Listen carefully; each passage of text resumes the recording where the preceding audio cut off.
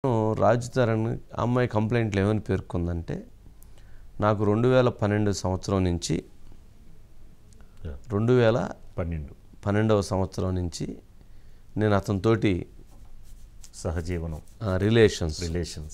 రిలేషన్స్లో ఉన్నాను. బట్ ఆయన ఈ మధ్యకాలంలో ఇంకొక సినిమా హీరోయిన్ తోటి ఎఫ్ఐఆర్ నడుపుతున్నాడు, కాబట్టి అతని మీద కేసు బుక్ చేయండి అని చెప్పని అమ్మాయి కంప్లైంట్ ఇచ్చింది.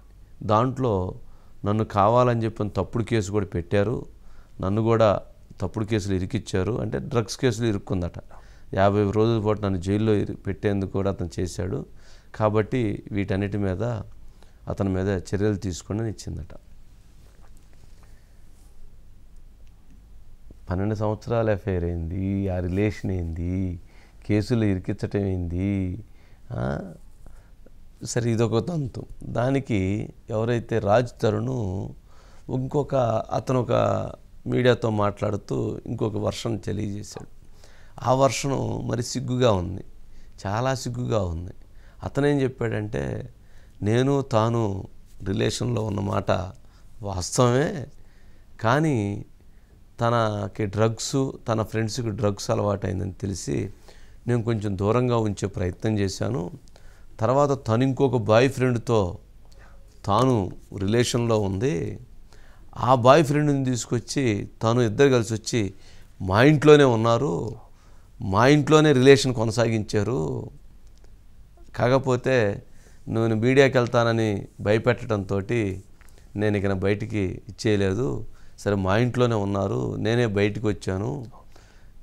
తన మీద తన డ్రగ్స్ ఇవన్నీ అలవాటు ఉండటంతో తను జైలుకి వెళ్ళింది, ఇవన్నీ నన్ను అనుమానపడుతుంది అని చెప్పి తాను ఇది చేశాడు. అట్లాగే తన ప్రియుడు కూడా నన్ను కొడుతున్నాడని చెప్పిన తర్వాత తన మీద కూడా రివర్స్ అయింది, తన తండ్రిని కూడా బ్లాక్మెయిల్ చేసింది. కానీ అమ్మాయి మంచి అమ్మాయిను ఏంటి అమ్మాయి మంచి అమ్మాయిను మరి ఒక పక్కన ఎన్ని చెప్తూ వాళ్ళ అమ్మాయి మంచిదే అంటున్నాడు. ఇది ఏమన్నా సినిమా స్టోరీ అనుకున్నారా లేకపోతే నాకైతే అర్థం కాలేదు. కానీ పోలీసులు ఇద్దరిని, ఒకరిని కాదు ఇద్దరిని అరికాలు కోటింగ్ ఇవ్వాలి. ఏమివ్వాలి? అరికాలు కోటింగ్ అని ఉండిద్ది అనమాట. నేను హీరో అయితే కావచ్చు, ఇంకోరైతే కావచ్చు, కానీ తప్పు. అతను ఇంకోటి మళ్ళీ నేను పెళ్లి చేసుకున్నాను అందరికీ తెలుసు, నా స్నేహితులందరూ నేను పెళ్లి చేసుకోనని తెలుసు, అమ్మాయికి కూడా నేను పెళ్లి చేసుకోనని తెలుసు. పెళ్లి చేసుకోవటం ఏంటి? ఒక 12 సంవత్సరాల రిలేషన్ ఏంది? అక్రమ సంబంధం రిలేషన్ అని ఒక పెద్ద దానికి మళ్ళీ మేమిద్దరం కలిసి జీవిస్తున్నాము, మళ్ళీ ఈ కలిసి జీవించేదానికి ఇతనేమన్నా ఇంకొక అమ్మాయితో ఎఫ్ఐఆర్ అంట, ఈ అమ్మాయి ఇంకొకటితో ఎఫ్ఐఆర్ అంట, ఆ ఎఫ్ఐఆర్ ఉన్నోడిని తీసుకొచ్చి ఈ అమ్మాయి ఈడింట్లో పెట్టుకోవటం అంట, ఈడింట్లో వీళ్ళ బెడ్రూమ్లో వీళ్ళిద్దరు సంసారం అంట, ఈ రిలేషన్ అంట, ఈడేమన్నా బయట ఉండి ఈ రిలేషన్ చూడటం అంట. ఏమిటండి ఇది? ఎడిపోతుందండి సమాజం, ఏమైందండి ఇది? సినిమా హీరోలు అంటే ఏదో ఆదర్శవంతంగా ఏదో కొంచెం మంచి మాటలు చెప్తారు, నిజంగా కాస్త మంచి క్యారెక్టర్స్ తోటి ఇది చేస్తారు అనే భావన ఉండిద్ది. అబ్బాయి మంచి సినిమాలు తీశాడు కాస్త, కానీ ఇదేంటి? ఈ రిలేషన్ ఏంది? వాడెవడో రావటం ఏంది, వీడింట్లో ఉండటం ఏంటి, వీడు దానికి ఇది చేయటం ఏంటి? సిగ్గుమాలిన వారం అయిపోయిందండి సమాజం. ఎవరికైనా చెబితే చీయని వస్తారు. అసలు ముందు సమాజంలో తలకాయ ఎట్లెత్తుకొని తిరుగుతారు, అవన్నీ వదిలేసిన తర్వాత ఏముందిలేని అనుకోండి. సుప్రీంకోర్టు కూడా అండి సహజీవనం చేయొచ్చు అని కూడా తీర్పు ఇచ్చింది. సహజీవనం చేయొచ్చు అంటే ఇంకొకరు సహజీవనం తెచ్చి ఇంట్లో పెట్టుకుంటారా అండి? వాళ్ళిద్దరు సహజీవనం అంటే కాదండి, లేదండి, సహజీవనం చెయ్యొచ్చు. వీళ్ళిద్దరు సహజీవనం చేశారు, మళ్ళీ ఈ అమ్మాయి ఇంకోటి తెచ్చుకొని వీడింట్లో పెట్టుకొని సహజీవనం చేయటం ఏంటి? ఈ అమ్మాయి వీడికి ఇంకొకరితోటి సహజీవనం ఉందని ఈ అమ్మాయి మళ్ళీ ఇప్పుడు కంప్లైంట్ ఇవ్వటం ఏంటి? ఏంది అసలు? ఏమన్నా పద్ధతి ఉందా? పాతివ్రత్యం రకరకాలుగా మార్పులు చెందుతుందండి. పోయమ్మ మీరు ప్రాతివ్రత్యాన్ని బయట ఉందండి రాజ్ తరుణ్. సరే వేయండి, కర్మ యాడిందాం. నేను ఆవిడతోని రిలేషన్షిప్లో ఒకప్పుడు ఉన్న మాట నిజమండి, అస్సలు అబద్ధం కాదు. ఉన్న 16-17 తర్వాత నుంచి మా ఇద్దరికి ఎటువంటి శారీరక సంబంధం కానీ ఏమీ లేదండి. నా ఇండస్ట్రీలో రెప్యుటేషన్ అంటే ఇంత కష్టపడి సినిమా చేసుకొని ఒక స్థాయికి వచ్చిన రెప్యుటేషన్ ఎక్కడ దెబ్బతింటది? పచ్చిగా చెప్పాలంటే మూసుకొని కూర్చున్నానండి. ఇప్పుడు ఇంకా దెబ్బతింటాం లేదండి, మీ అందరికీ తెలుసు జరిగింది. మీరు ఎంక్వైరీ చేస్తే మీకే అర్థం అవుతుంది నిజమేంటి అనేది. నేనైతే లీగల్ గానే ఫైట్ చేస్తానండి. వాళ్ళ అన్నయ్య దగ్గర ఆమె దగ్గర ఈవిడ బెదిరించిన మెసేజ్లు అన్ని ఉన్నాయండి. వాళ్ళు కంప్లైంట్ ఇస్తారండి. అంటే అది నేను ఇస్తానండి నా సైడ్ నుంచి. ఆమెకి ప్రతిసారి కూడా డబ్బులు ఎప్పుడు కావాలన్నా సరే అడుగుద్దండి, ఇది అడుగుద్దండి. ఇప్పుడు ఒకవేళ తనకు నేనే కావాలి అంటే మీకు చూపిస్తా. 8 నెలల క్రితం ఈ ఎఫ్ఐఆర్ చూడండి. మస్తాన్ సాయి అన్న అబ్బాయి నన్ను పెళ్లి చేసుకోవాలి అని ఎఫ్ఐఆర్ ఫైల్ చేసింది. ఇప్పుడు ఆమె ఆయనతోనే ఉంటుందండి. ఆమెకి డ్రగ్స్ అలవాటు, ఆమె చుట్టూ ఉండే మనుషులు వీళ్ళందరూ కూడా చాలా చెత్త. నా రెప్యుటేషన్ ఎక్కడ పాడవుద్దా అని భయంతో మూసుకొని నేనే బయటకు వెళ్ళిపోయానండి. అదే మనిషి మంచిదే, గుణం గుడిచేటిదని చెప్పాడట. అట్లాగే ఇప్పుడు అతను ఏం చెబుతున్నాడు, వాడి మీద కంప్లైంట్ ఇచ్చింది, మళ్ళీ వాడితోటే ఉంటుంది. వాళ్ళు వచ్చి నా ఇంట్లో ఉంటే నేను ఇల్లు వదిలిపెట్టి బయటికి వెళ్ళాను. ఏంది ఇది అసలు? అంటే ఈ మొత్తం వ్యవహారం ఎపిసోడ్ చూస్తే ఏంటంటే సమాజం ఏ రకంగా ఎటు గాడి తప్పుతుంది, సమాజంలో ఎటువంటి పరిస్థితులు ఏర్పడినాయి, అమ్మాయి కూడా 12 సంవత్సరాల అతనితో రిలేషన్ ఉండటం ఏంటి, డ్రగ్ కేసులు ఏంటి, తర్వాత మళ్ళీ ఇప్పుడు వాడేవాడిని తెచ్చుకొని ఇంకోటితో ఉండటం ఏంటి, ఈడింట్లో ఉండటం ఏంటి, ఏంటిదంతా? అది తప్పు కదా. అంటే అతనిది తప్పు ఎంత ఉందో ఆ అబ్బాయి తప్పు కంటే, ఆ హీరో తప్పు కంటే కూడా అమ్మాయి తప్పే ఎక్కువగా కనిపిస్తుంది. అందుకని పోలీసులు ఏం చేయాలంటే వాళ్ళదైనటువంటి స్టైల్లో వాళ్ళు ఇన్వెస్టిగేషన్ చేయాలి. ఈ ఇంత జరుగుతున్నప్పుడు తనైనా కానీ బయటకు వచ్చి చెప్పుకోవాల్సిందే. మరి ఇదంతా మన మధు ఉన్నాడు, మన మధు కొత్తది ఇంకోటిది చెబుతాడు. ఆ మధు ఏంది నీ ఇన్వెస్టిగేషన్లో ఏం తెలిసా దొరా? సార్ ప్రతి శుక్రవారం కూడా ఒక సినిమా రిలీజ్ అవుతుంది సార్. ఈరోజు కూడా సినిమా రిలీజ్ అయింది. ఆ సినిమా పేరే దొంగ ప్రేమ. ఆ దొంగ ప్రేమ ఎవరిది, అసలు ప్రేమ ఎవరిది, దొంగ ప్రేమ ఎవరిది, లేకపోతే ఇద్దరిది కూడా దొంగ ప్రేమ అనేది ఇప్పుడు బయటికి రావాల్సినటువంటి విషయం. రాజ్ తరుణ్ అదేవిధంగా లావణ్య వీళ్ళిద్దరిని చూసుకుంటే సార్, ఒకరు వచ్చేసి నీదే తప్పు లేకపోతే నీదే తప్పు అంటూ కూడా చెప్పుకొచ్చారు. లావణ్య విషయానికి వస్తే ఆమె 10 సంవత్సరాల పాటు మేమిద్దరం ప్రేమించుకున్నాము అనేటటువంటి మాట చెప్పింది. అంటే 10 సంవత్సరాల లేదు, ప్రేమించుకోవటం కాదు, కలిసి జీవించాం. Right sir. ఒక రిలేషన్లో అంటే 10 సంవత్సరాల పాటు ఒక రిలేషన్లో ఉన్నటువంటి వీళ్ళిద్దరికి ఆ 10 సంవత్సరాలు అయిపోయింది కాబట్టి ప్రేమ కాస్త లేకపోతే రిలేషన్ కాస్త పాతదైపోయిందా? పాతదైపోయింది కాబట్టే ఇద్దరి మధ్య ఉన్నటువంటి రిలేషన్ దూరం అయ్యిందా? ఇద్దరు కొత్త వాళ్ళు చూసుకున్నారంటావా? అంతే కదా. ఇప్పుడు 10 సంవత్సరాలు అయిపోయిందంటే ఇంకా ఖచ్చితంగా పాతదైపోయింది. తినగా వేమ తీగా ఉండును ఏ విధంగా అయితే ఇదే విధంగా వీళ్ళిద్దరి మీద ఉన్నటువంటి ప్రేమ కాస్త ప్రేమ పోయి ఇప్పుడు ఇద్దరి మధ్య గొడవల వరకు కూడా వచ్చింది. అదే ఇప్పుడు కనబడుతుంది. అయితే ఇప్పుడు ఉన్నటువంటి ఈ మొత్తం వ్యవహారంలో ఎవరిది తప్పు ఎవరిది కరెక్ట్ అంటే సార్ ఒకటే, డెఫినెట్ గా కూడా ఇద్దరు చేసినటువంటి వ్యవహారం ఏదైతే ఉందో చెత్త పని అని ఒకటి అంటారు కదా సార్. అంటే దొంగ ప్రేమ ఏదైతే ఉందో ఆ దొంగ ప్రేమ కాస్త ఒక చెత్త పని లాగా అట్టర్ ఫ్లాప్ సినిమా, అంటే సినిమా భాషలో చెప్పాలంటే చిచి ఇది ఒక సినిమా అని అంటారు కదా సార్. అదే విధంగా వీళ్ళిద్దరు వ్యవహారం కూడా అరే మీది అసలు ఒక పంచాయతీ, మీరు 10 సంవత్సరాల పాటు కలిసి ఉన్నారు, 10 సంవత్సరాల పాటు తిన్నారు, నా లవరు ఆహా ఓహో అంటూ కూడా ఇద్దరు బాగానే తిరిగారు. ఇప్పుడు అంతా కూడా ఎవరికి వాళ్ళు విడిపోయి నీ మీద కేసు, నువ్వంటే నువ్వు తప్పు, నీ తప్పు అని కూడా చెప్పుకోవడం ఎంతవరకు కరెక్ట్? నిజంగా రాస్తారని చెప్పింది కూడా తప్పే, ఆ అమ్మాయి చెప్పింది కూడా తప్పే. ఆ అమ్మాయి ఏమో చాలా అంటే ఎలా చెప్పిందంటే అసలు తనకేమీ తెలియదు, అమాయకురాలు, అసలు ఏమీ తెలియని అమాయకురాలు, చెప్పిందే వినాలి, నన్ను అన్యాయం చేశాడు 10 సంవత్సరాల పాటు అంటే ఇటువంటి కాకమ్మ కథలు అవన్నీ కూడా పోలీసులు నమ్మరు సార్. అదేవిధంగా రాస్తరునైనా సరే కేవలం నాకు ఫ్రెండ్ మాత్రమే, ఈ 10 సంవత్సరాల పాటు నాకు పరిచయం చెప్పలేదు అతను, నాకు సంబంధం ఉందనే చెప్పాడు. ఫ్రెండ్ సార్, లేదా సంబంధం ఉందని చెప్పాడు. నేను ఒక 7 సంవత్సరాలు కలిసి ఉన్నాము, బట్ తర్వాత విడిపోయాము అని చెప్పి కలిసి ఉండడము, డబ్బులు ఇవ్వడము అనే దాంట్లో కూడా ఒకటి ఉంటుంది కదా సార్.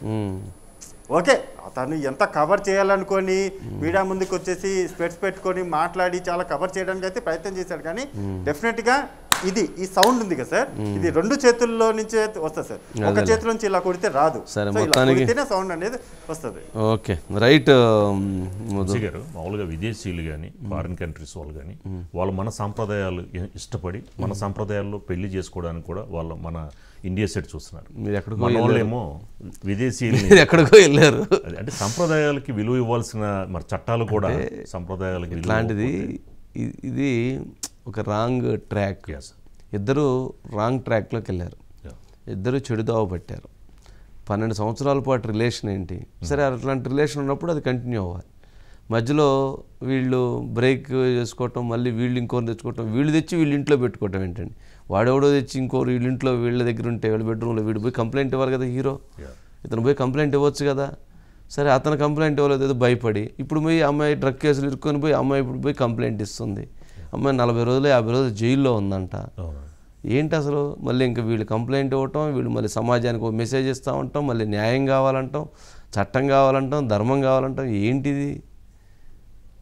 మళ్ళీ ఇంకొకరెవరు ఆ సినిమా ఏంది, తిరగబడరా స్వామి అనే సినిమా దగ్గర నుంచి అంట వేరే భలే ఉన్నాడు. ఈ 2 చిత్రాలు అతను రిలీజ్ కాబోతున్నాయి. ఆ సినిమా దగ్గర నుంచి ఇతను రాంగ్ ట్రాక్లోకి వెళ్ళాడట. అవును సార్. మరి ఆ సినిమాలో హీరోయిన్ తోటో లేకపోతే మరి ఎవరితోటో మరి వాళ్ళ ఉద్దేశం ఏందో తెలియదు. కానీ ఓం గారు ఉన్నారు. ఓం గారు సార్, గుడ్ ఈవినింగ్ వంశీ గారు. గుడ్ ఈవినింగ్ ఓం ప్రకాష్ గారు. ఏంటండి ఈ దరిద్రం అంతా మాకు తెచ్చి ఆయన? కాదండి, ఇప్పుడు ముల్లెళ్ళి అరిటాక్ మీద పడ్డా, అరిటాక్ వచ్చి ముళ్ళు మీద పడ్డా కానీ అరిటాక్కే నష్టం అనేది. ఇప్పుడు ఎవరు అరిటాక్ ఎవరు?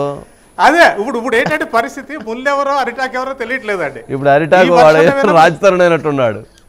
కాదు, ఇటు వర్షన్ విన్నప్పుడేమో అరిటాక్ రాజతరుణ్ అనిపిస్తుందండి, అటు ఆయమ్మాయి ప్రశాంతి వర్షన్ విన్నప్పుడేమో ఆయమ్మాయి అరిటాక్ అనిపిస్తుందండి. ఈ 3 కాకుండా పతి పత్ని ఔరు ఓ అన్నట్టుగా ఇందాక మీరు చెప్పినట్టుగా తిరగబడరా స్వామిలో ఆ హీరోయిన్ ఎవరైతే ఉన్నారో మాల్వి మల్హోత్రా అని ఆవిడ రావడం వల్లే రాజ్ తరుణ్ జీవితంలోకి లేకపోతే అతని సినీ కెరియర్లోకి రావడం వల్లే ఇప్పుడు రాజ్ తరుణ్కి నేను వెంకట పుట్టాను అని చెప్పేసి ఇప్పుడు ఈ అమ్మాయి ప్రశాంతి ప్రత్యేకంగా ఇప్పుడు వాదన చేస్తోందండి. ప్రశాంత్ లావణ్య కదా? లావణ్య అండి, లావణ్య ఇప్పుడు ఆరోపణ చేస్తోందండి. ఏమని అంటే ఇప్పుడు మల్హోత్రా ఎంటర్ అయ్యాడు కాబట్టి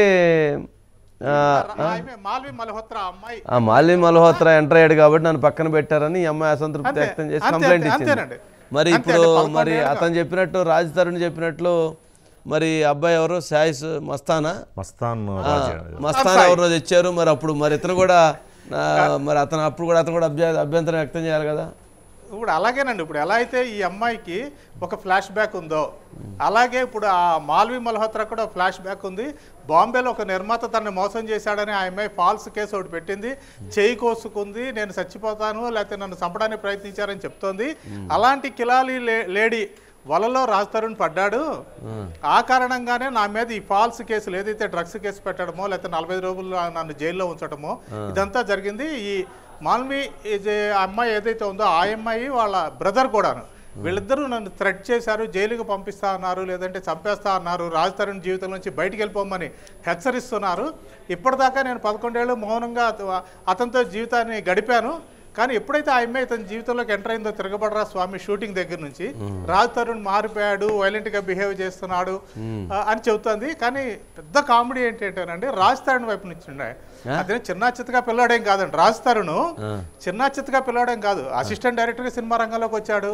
పెద్ద పెద్ద సంస్థలు అతనితో దాదాపుగా కంటిన్యూగా సినిమాలు తీసినాయి, లోక జ్ఞానం ఉంది, పరిచయాలు ఉన్నాయి. రాజా రవీంద్ర అతని మేనేజర్ ఉన్నాడు.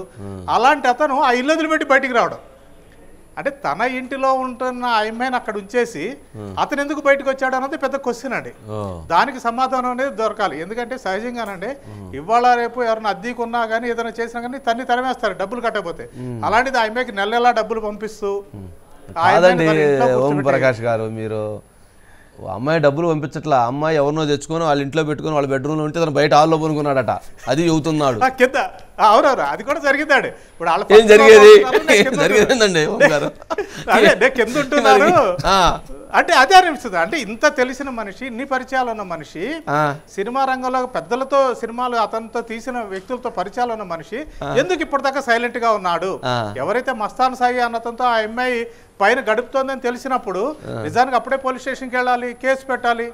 అదేమీ చేయలేదు. అదేమీ చేయకపోగా అతను వస్తుంటాడని నాకు తెలుసు, అతనితో ఆ అమ్మాయి గడుపుతోందని నాకు తెలుసు, అయినా కానీ నేను కింద సైలెంట్గా ఉండేవాడిని అని చెప్పడం అన్నది అసలు నమ్మశక్యం కాని విషయం. అది ఏం బాగాలేదండి, ఈ వర్షం ఏం బాగాలేదు, ఈ పద్ధతి ఏం బాగాలేదు అసలు, ఈ బాగా అసలు. కాబట్టి ఇది ఎట్టుపోతుందన్న చూడాల్సిందండి. మీరు ఇద్దాడు అన్నట్టుగా అంటే పోలీసులు లోతుగా అధ్యయనం చేసి అదే ఇద్దరు వైపు తప్పులు ఉన్నాయి, వాళ్ళ కూర్చోబెట్టి ఏదో సెటిల్ చేయాల్సిన. సెటిల్ చేసేది ఏంటంటే ఇద్దరు లోపల కాదు, లోపల తోస్తారండి, అది పరిష్కారం కాదు.